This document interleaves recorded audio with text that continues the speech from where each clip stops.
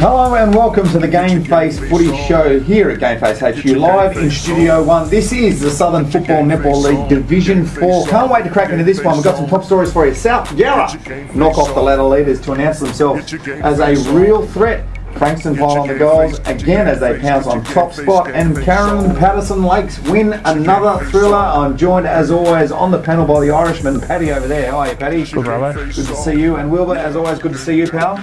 Isn't it always? Absolutely, mate. So let's... I get a little bit more like you every single week. What? More handsome? Yeah. Better footballer? Oh, not much of a footballer. More handsome.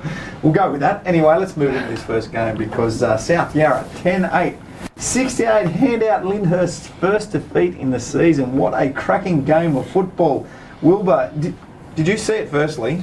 I didn't see it, but I saw a little bit of the replay. I was advised to watch a little bit of the replay because finish to this game is extraordinary, Paddy. Yeah, pretty exciting. The whole second half has got to be something exciting to talk about because coming from a few goals down, only kicking one in the first half, to kick 9 goals to 3 in the second half. Wow. Yeah, they were 27 points down at half time and went into the final change 13 points adrift. And they're 6 wins in a row, South Yarra. They're turning Lee Park into a bit of a fortress. I spoke to Scotty Steakhouse earlier today, and he said that this was one of the best wins that they've had in years.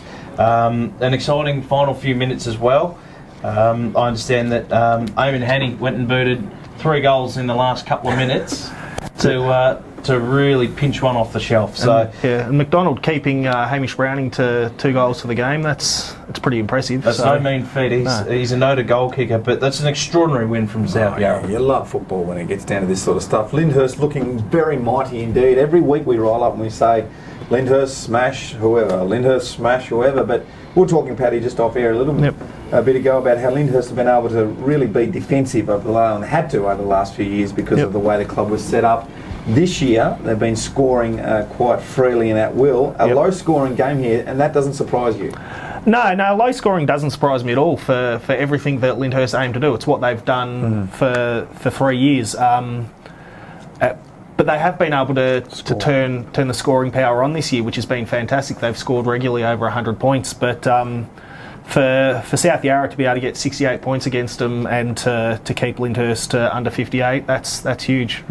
Just on a side note, I know in my term of coaching there, when Lyndhurst scores over 50 points, they've only lost once. Wow. So that just makes South Yarra's win all the more better. They must have been able to work out how to lock them down, Will. Absolutely. They were goalless at quarter time and a 5-goal deficit at quarter time, and even there was only 1 goal kicked in the second quarter and it went South Yarra's way, and they sort of felt that the Yarra's boys that they were starting to regain a little bit of control, and the sort of message from there was if we can sort of get the margin back to a manageable I guess a manageable amount, then we might be able to run over the top of them. They got it down to 13 points, and then just an extraordinary finish to the game with those 3 goals to those last few minutes. What a hero! Oh, that would have been exciting. Well, for the person that is not invested, conscientious observer, I'm quite pleased with that victory because it just throws it up in the air, doesn't it? You were thinking Lyndhurst premiership by how much? Just by sheer looking at the scores every single week. But South Yarra, well done to you guys. You've made it very, very interesting indeed. Let's move on to the other results now, boys, because there were other games played. Frankston 21-12, 138 defeat Dandenong 6-4-40. This went the way we thought it would go, Will, but that's still a big score. It certainly is. I like the fact that Dandenong, they're improving every week. We'd seen they get flogged a couple of times in previous years, and they'd put maybe 1 or 2 goals on the board and they'd lose by 150. So it's coming in baby steps, but the improvement from Dandenong is still there. Still a massive win though for Frankston, who now jumped to the top of the ladder. Yeah, well, 98-point win is nothing to be happy about. But the big thing for Dandenong is they've put 6 on the board, and as you said, there were times in the last couple of years where they kicked 2 or 3 points, and they'd only have maybe 10 inside 50s for the whole game, and the ball was coming out quicker than it went in anyway. So to get 6 goals for is a massive, it doesn't sound like it, but it is a massive improvement, and Frankston just rolling on with the show. It is the story with suburban and country football. Big wins and big losses, they're not too far away from each other. You can get a couple of players and you can turn things around. What you need to do is stick with it, and it looks like Dandenong is sort of coming together and going, okay, this is what it is. We need to stick together and need to build on this. Let's get some scores and let's incrementally get better. Well done to Dandenong. You've identified it well. They're improving at the moment. Let's jump into the next game. CPL. Hallam. Now, this was always going to be a corker because both teams pretty similar on the ladder. 10-9-69 CPL. Defeat Hallam 9-9-63. Another cracking game of football. Absolutely it is. And CPL's making a habit of those close little wins there. They won't do much for our man Kane Padman's old ticker there. He'll be pulling his hair out, I'm sure. But, I think the 3 wins that they've had have all come from hard-fought victories in that last quarter where they've really had to tough it out. So they're keeping themselves in the mix. They really are, and quite possibly they shouldn't be, but they're winning games that they've just had to win. So good work. Let's move on to the next game. Lindale, 5-8-38, low scoring. Defeated by Moorabbin Kangaroos, 14-12-96. That's a decent score. Crust boots 3 for the Kangas. Yeah, good to see him back amongst the goals. Big Wilberforce. The Kangaroos, they're coming along nicely, kicking some big scores. Another 14 goals here this week, and they're 20 goals less than the time they played last time, but still a pretty good score. You'd be happy with that every day of the week, kicking 14-12. But yeah, 100%. And good to see Trent Day from Lindale. He's been in good form as well, and so consistent. Slotted a couple of goals, and they're not having the greatest year at Lindale, but his form's been a highlight. Yep.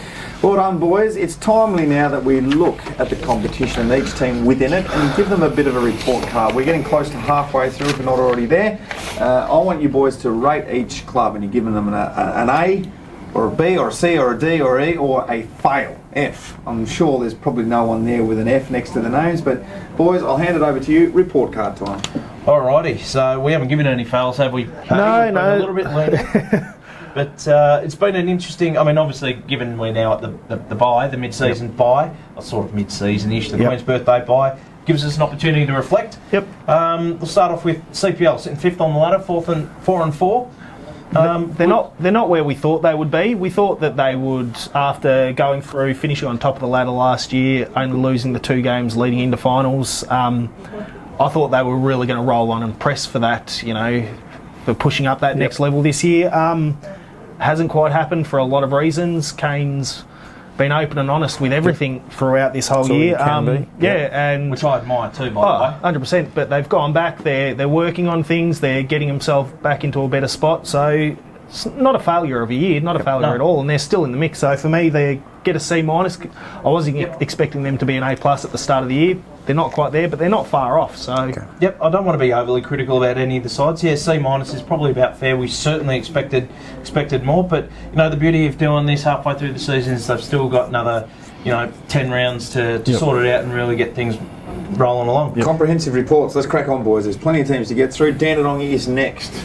I've given them a C. They're 0-8, haven't won a game, but they've been competitive, and that's what we really ask of any side, and it's great to see that improvement week on week. From where they were last year they were an F, and for that constant improvement, the not so much being competitive, but they're improving. They're putting scores on the board. There is constant improvement there, and they're getting somewhere. So a win will come. Yep. A win will come. And it's staggering considering their coach Phil Muscat only took over a couple of weeks before the season started. Yep. So with everything against them, they've done as good a job as they can. So well done to the Dandy boys and keep up the great work. Frankston sitting on top, 7-1, an A for mine. A for mine as well. They're absolutely flying. Everything's going right for them. They're scoring heavily. They're doing everything they can do. They're keeping their opposition to minimal scores and putting it on the board. Going great. Making every post a winner. Hallam, we'd be having, if this was a month ago, we'd giving him a different mark. A C at the moment. Probably could have been high if their last 4 weeks were a little bit better. Yeah, they haven't got what we expected after their start. Their start was fantastic, and they haven't quite been there the last few weeks. They're on the weekend not far off the pace, but they have dropped off a fair bit, so they're a C for mine. Lindale, 7th, 1-7. A tough old year for them. They've been on the receiving end of some fair few hidings, some monumental losses. D-.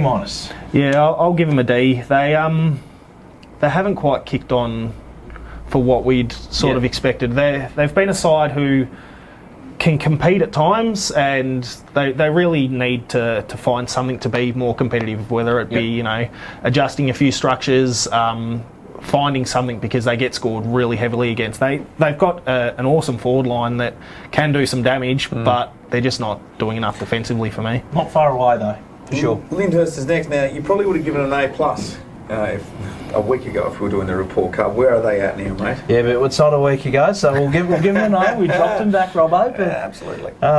Week's a long time in footy. Well, it's a bloody long time, that's for sure. But nothing to be ashamed about with that one loss. Maybe it was the loss that they had to have. Nah, never accept that. Never accept that. There's never the loss you have to have. I don't go for that. What you can do is learn. You learn from losses, and you learn a lot more from winning, from losing than you do winning. But you never have to have a loss. So get back, keep working, do what you've got to do, boys. But it's an A for me.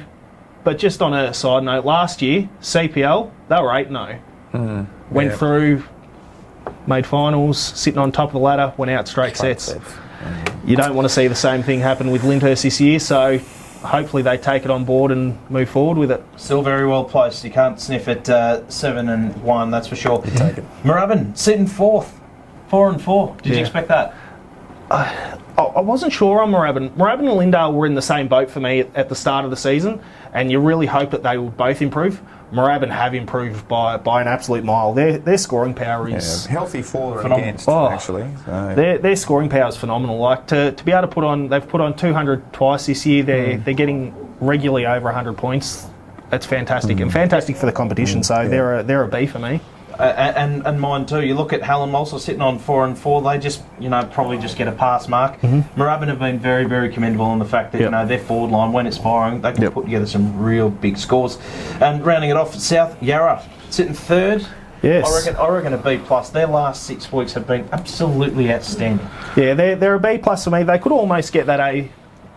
Almost 6 wins in a row, doing everything that they could do. They've come up against everyone. They've done what's required now, so the next few weeks will be telling to see where they sit for whether they're pushing for that Frankston and Lyndhurst spot. They were very, very close to an A, I've got to say. And it's only the losses that they had in the first couple of rounds that's probably detracted for them. But now that they've got a new home, they're playing some great footy.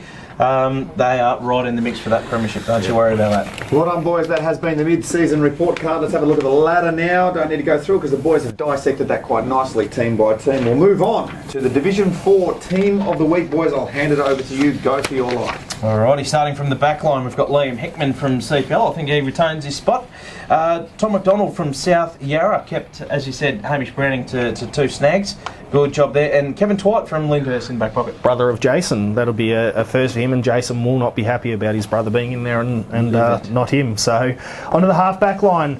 Patrick Sumner from Frankston Dolphins, Brendan Murphy also from Frankston Dolphins, and Zach Marr from South Yarra. Well, I understand BOG by the length of the straight that day. In the centre line, Josh Stanton from Moorabbin. He's in some pretty good form, as too is this man, Sam Ferrari in the guts, and Brenton Rafferty from CPL. Good to see him back in the side on the wing. Touch of class there too from Brendan Rafferty. On the half-forward line, Corey Wilshire, Eamon Haney, who pretty much won the game off his own boot in that last few minutes from South Yarra, and Trent Day from Lindale. And in the forward line, we've got Alex Wilson from CPL. He's been getting amongst the goals in recent weeks. Josh Kerrigan in the goal square. He's first senior game for the year 2 for Josh, so which is fantastic. Good to see him in there. And our man Shads, the little albino, on the pocket. Jared McGrath, of course, for those that didn't see the show last week, and I recommend you do. He's a very funny man. He's our Shads. Self-rated. In the rucks is Julian Belfrage from South Yarra, Scott Steghouse from South Yarra, and Josh Kyle from Moorabbin. And rounding out the interchange bench, we've got Sam McRae from Moorabbin. He's been in some pretty good form down there at the Kangas. Trent Ispista from Lindale, the skipper, I believe, and Jack Charlassian from Hallam, and Jack Callaway, who was stiff not to get a Guernsey last week as well. Well done, boys. That has been the Division 4 Team of the Week. Some regular names in there. No doubt we'll be looking towards the Team of the Year with some of those guys. Well done. The round 9 fixture is up. The tips, please, boys. I need to get them. South Yarra will be taking on the Frankston Dolphins. It is 3rd, playing 1st. A cracking game of football ahead. Huge. South Yarra, as we said, we've turned it into a little bit of a fortress. Frankston Dolphins, a massive challenge. This could really go either way. On form, maybe South Yarra. Yeah, I think I'll go South Yarra as well, but this will set up for South Yarra their whole season pretty much, and it's a strange comment to make, but for them being in that third spot, having 2 losses, they lost their first 2 games at the start of the year. They've won their last 6. If they win this one, they've got to take favouritism from where they are, because they started off a little slow, but they were homeless at that stage. Yeah, they were. They were. So they're coming hard. I'm going to go South Yarra, but I wouldn't be surprised either way. It's an interesting competition. Toss the coin, really. Yeah. That'll be a beauty. Right at the top of the table, they are really fighting it out. Let's go now to Dandenong. They'll be taking on CPL at home. This is 8th place, 5th. Dandenong, you like their form at the moment? Yeah, I really like the direction in which they're travelling. Not sure if they've got what the firepower to take down CPL, but they will make it a very competitive contest. I think it'll be CPL, but Dandenong will show some face, and it'll be a tougher game than CPL want, but CPL will come home. It's one of those rounds where teams very similar on the ladder are playing each other, and it's no exception to this. Nightmare, mate. Absolutely. Hallam 6th will be taking on Lindale at home 7th. Who have you got picked? Hallam for mine. If they want to play finals, this is the game that they can't afford to lose. Hallam easily. Yeah, easily. Yep. Moving on to the last game there. Moorabbin will be taking on Lyndhurst. Lyndhurst would be pretty keen to get back after last week's disappointment. And hopefully this one's not decided a couple of days after the fact. So it'll be interesting. The highest scoring side in the competition up against the stingiest side in the competition. Yep. So a tough place to play footy down at Widdop Crescent, but you should think that Lyndhurst will be too good. The funny thing will be is all the structural setups that Lyndhurst have, they're all designed to make a ground as small as possible, and they play on a huge ground, and so it's how things were needed to be done. Moorabbin's a small ground, so theoretically that should play into Lyndhurst's hands, but Lyndhurst got found out on a small ground last week, so I'm going to go Lyndhurst, but I think it'll be a tight game. Well done, boys. 2 of the best in the business, especially when it comes to Southern and Football Netball League Division 4. They know absolutely everything about it. Well done to you both. I'll see you again next week as we tear apart what happens with this round of football. Actually, we won't see you next week. Well, we're going to have a week off, isn't it? It's Queen's birthday. Yep, we'll be back the following week. I think I might go away, find some sun, because it hasn't been here for a while, has it, Will? Might hit the snow like most of the other. You can't afford the snow. You're a Collingwood supporter. Paddy, thanks for joining us, mate. Thanks, mate. That has been the Southern Football Netball League GameFace Footy show for the Division 4. Can't wait to see you again next week. Tune in and we'll have some fun talking football. Get your GameFace on.